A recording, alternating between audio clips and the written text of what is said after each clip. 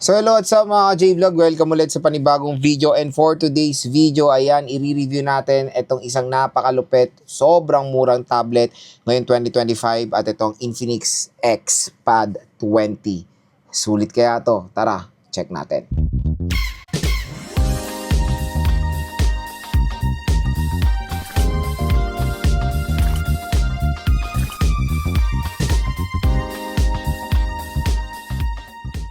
So yun mga ka-J-Vlog, finally, i-review na rin natin itong isang napakalupit at sobrang murang tablet na pwede nyo ma-purchase ngayong 2025, ang Infinix XPad 20. Marami rin nagre-request na bumili tayo ng mga murang tablet at nagsimula tayo dito sa Infinix XPad 20. Don't worry, bibili tayo ng mga iba't ibang tablet na swak sa inyong mga budget para rin makatulong sa buying decision nyo kung ano ba ang magandang pwedeng mabiling tablet ngayong 2025. Pero itong Infinix XPad 20, napakamura lang po na itong napakamura lang na itong tablet na to. Ang kanyang presyo, 6499 for the 4GB 128, tapos 7499 for the 8GB 256. Pero dito sa ating view products, pag clinic nyo itong view products natin, makukuha nyo lang ng below SRP itong Infinix XPad 20. Kaya sobrang mura lang po nito sa online. At dito na kayo bumili sa ating view products dahil pag dyan kayo bumili, may naghihintay pong voucher sa inyo tapos free shipping pa siya. Marami rin itong available na iba't ibang colors at ang maganda dito sa Infinix XPad 20, fun colors po ang i-offer nila. Usually kasi mga tablet devices ngayon, parang ang boring ng colors. Black, white, yun lang, minsan silver or gold. Dito sa Infinix XPad 20, marami tayong mga iba't ibang colors na makakuha. Meron tayong green, etong lavender, at marami pang iba. So again, dito sa ating full review, titingnan natin kung sulit nga ba itong tablet na to after 2 weeks ko siyang nagamit. So next naman mga J-Vlog is gusto ko ibigay sa inyo yung mga gandang features na pwede natin pwede ma-offer ng Infinix XPad 20 at kung bakit isa to sa napakasulit na tablet na pwede nyo mabili around 6 to 7,000 pesos. Unang-una, display. Grabe display na ito. Usually, yung mga display ng mga tablet sa ganitong presyo nasa 9 inches, 8 inches, di ba? Ito, 11 inches. Grabe kasi laki ito ng iPad 10th generation or iPad 11th generation. 'Di ba, napaka-solid, sobrang laki ng screen size netong Infinix XPad 20. Hindi lang po 'yon. Full HD plus 1080p pa ang resolution niya. Ang ganda or mataas yung resolution niya for a tablet na ganitong kamura lang. Meron pang 90Hz screen refresh rate for smoother animation. IPS LCD display siya. For me, is very reasonable ang IPS. Bumawi naman to sa mataas na resolution, mataas na screen refresh rate, at napakalaki ng display. And ang aspect ratio ng Infinix XPad 20 is for landscape din. Parang sa mga tablets ngayon na usually naka-landscape orientation na rin sila. Ayan, very snappy naman, very responsive naman yung display na itong Infinix XPad 20. At yan yung isa na nagustuhan ko na feature or specification ng smartphone na to, yung kanyang display. Next mga ka-J-Vlog, yung chipset. Ito, magiging real talk tayo. Usually, pag nakakita tayo ng murang tablet ngayon, ang babagal ng chipset na ino-offer. Dito is MediaTek Helio G88 with the Mali G52 GPU. Nag-intesan natin itong Infinix XPad 20. Surprisingly, maganda siya for gaming, for a tablet device. Kaya kung naghanap kayo ng murang tablet na kaya mag-handle ng mga modern games, maganda pong isuggest din ng Infinix XPad 20. Hindi po mabagal itong tablet na to at panigurado matutuwa rin naman kayo sa performance na ma-offer ng Infinix XPad 20. Hindi lang yon. Usually kasi, yung iba kaya bumibili ng tablet, ginagamit nila for school, for work, for business. Maganda po itong tablet na to kasi hindi po mabagal yung chipset na nilagay nila dito. Next, yung RAM at ROM. Yung RAM at ROM nito is very reasonable for its price. Lalo na yung pinakamahal na variant, yung 8GB 256. And yan po yung mas better na isuggest sa inyo kunin, yung 8GB 256. Kasi, pag ganitong kamura na 6 to 7, ay kunin nyo na yung ganyan. Mas magagamit nyo yung extra RAM at yung extra storage or double the storage dito sa Infinix XPad 20. Lalo na pag heavy user kayo, mas better yung merong malaking RAM at ROM pag sa tablet. Yung 4GB 128 niya, for me reasonable din naman siya. Usually kasi yung 4GB 128 noon, nakukuha natin ng 5 to 6,000 pesos. And okay yun, kasi usually din yung may nakikita tayong tablet na nag-offer ng 64GB, 4GB for that kind of price tag. Kaya Yung 4GB 128 at 8GB 256 ng Infinix Xpad 20, sulit na sulit sa kanyang price, lalo na pag binili nyo dito sa ating View products, mas mura po dyan. Next is yung kanyang cellular capability. Biruin mo ha, itong tablet na to, 6 to 7,000 pesos, pwede nyo lagyan ng SIM card. So, pwede siya for mobile data, anywhere, pwede kayo makapag-internet dito sa Infinix Xpad 20. At yun nga, pwede nyo tong gamitin as a navigating tool, kasi may GPS to. Kasi nga meron siyang data or 4G mobile data. Pwede nyo tong gamitin head unit ng kotse nyo. Bili lang kayo ng mount. At may masasuggest ako mount yun, yung Basus car mount, yun yung ginagamit ko sa iPad ko. Maganda rin siyang navigating tool. Napakalaki, laki ng speaker, tapos may 4G mobile data pa. So, solid din itong Infinix Xpad 20. Isang malaking feature din itong ng tablet na to sa competitors niya. 4G connectivity sa ganitong presyo lang. Tapos, ang laki pa ng display, di ba? Next, yung battery. So far, nakapaglaro naman na ako dito at makunat din naman yung kanyang 7K battery, mga J-Vlog. Pero, ito, ang sasakit ang ulo nyo. To be honest. 10 watt charging rate lang to. Even yung included na charger out of the box is 10 watts lang. So, asahan nyo, oras ang i-charge nyo dito sa Infinix Xpad 20 hanggang 10 watt charging rate lang siya. So, slow charging siya na merong malaking battery capacity. So, yun yung isang nakita kong con dito sa Infinix Xpad 20, slow charger, itong tablet na to. Usually, pag tablet talaga, dapat mabilis ka mag-charge kasi ang laki ng battery na ino-offer. So, pag nalobat to, expect nyo, matagal siyang magpo-full charge kasi slow charger siya. At isa pang napansin kong con dito, wala siyang any biometric. Wala siyang face unlock, wala siyang fingerprint scanner. And yes, kinalikot ko na to, wala ko talaga makitang face unlock. I thought meron siyang face unlock kasi kahit face unlock, mas better na siguro kahit na wala siyang fingerprint scanner, di ba? Sana kahit face unlock. Pero kinalikot ko, wala talaga siyang face unlock. Screen lock lang meron itong Infinix Xpad 20. So, no biometric, which is yung isang con din na napansin ko dito. And I think, or yung theory ko dyan, yan yung isang kinost-cut nila para ma-achieve yung mga gandang specifications ng device na to. Na kung yan din naman yung reason nila to cost cut is okay na yan. Kasi nalagyan naman nila ng better processor, malaki ang RAM, bumawi naman sa ibang specs itong Infinix Xpad 20. Kaya all goods din naman yan for me. At ang pinakalas mga J-Vlog sa design for me is okay.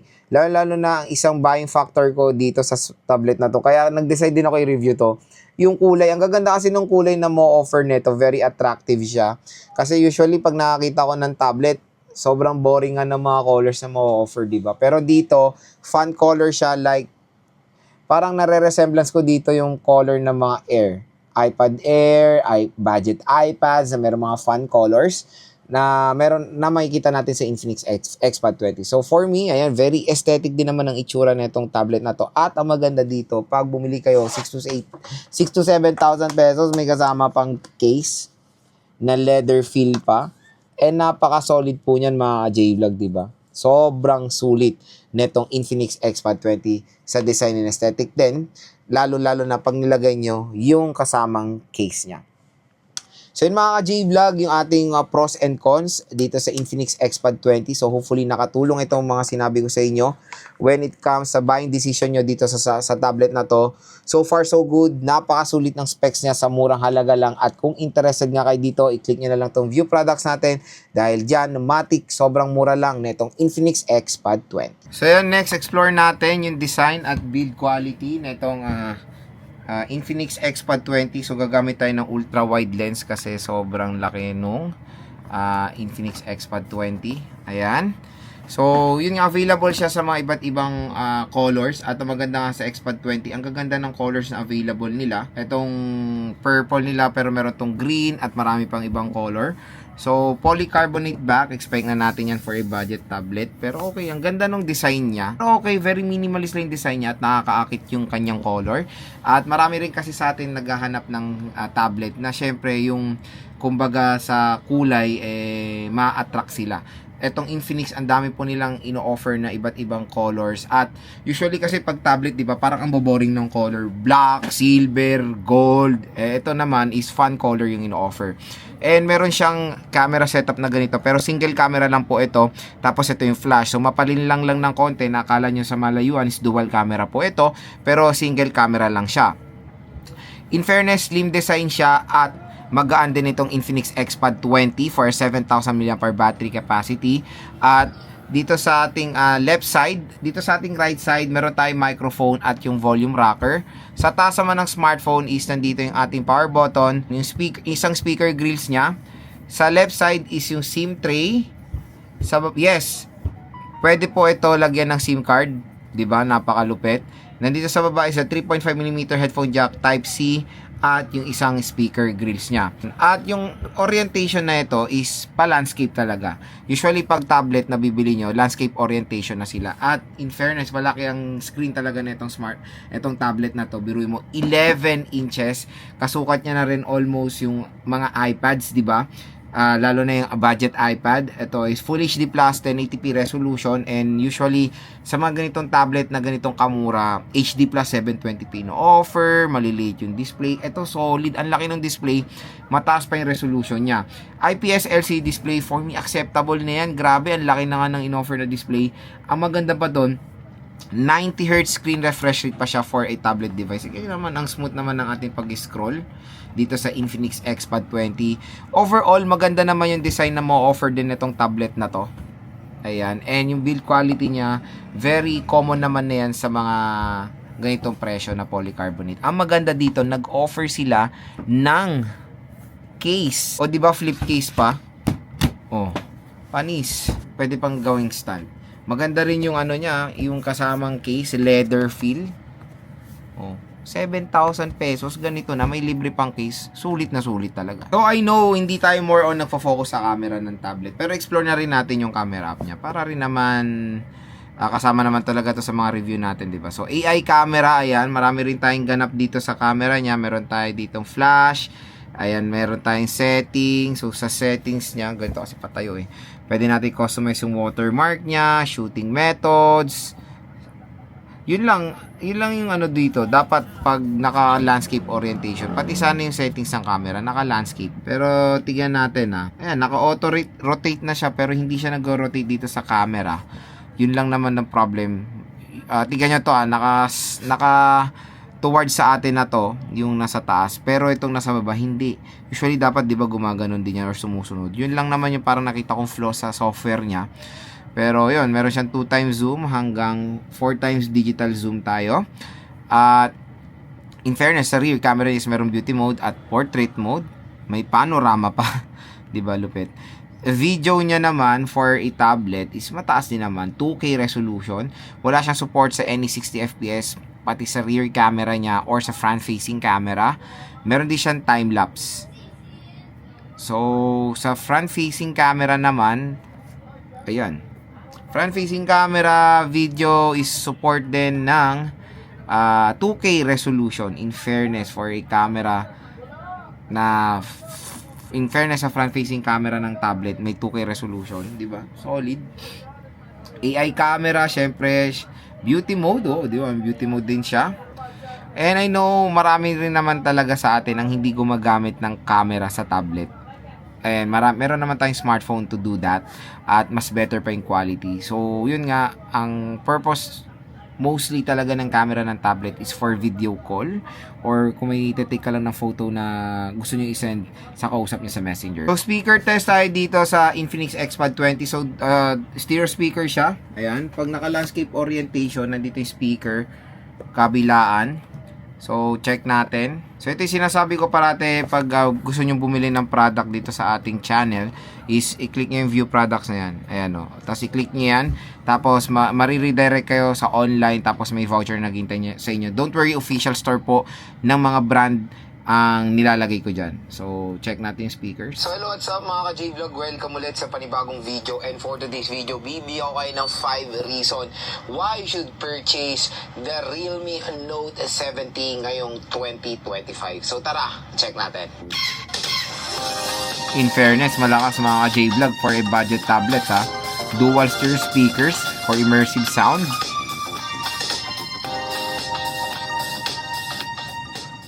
So mga ka-J-Vlog, shoutout sa mga nakanood ng ating first impressions. Ayan, so mga J-Vlog, when it comes sa speaker ng Infinix Xpad 20, malakas siya dahil dual stereo speaker siya. Okay rin yung kanyang bass quality. Kaya kung i-rate ko yung speaker neto, 1 ang lowest and ang highest, ang score ko dito mga J-Vlog, nasa perfect 10 for a presyo na 7,000 pesos. So mga ka-J-Vlog, ang pinaka main question, Lord, sulit nga bang i-purchase itong Infinix Xpad 20? The quick answer dyan is yes. Sobrang sulit na itong tablet na to. Biruin mo sa kanyang presyo na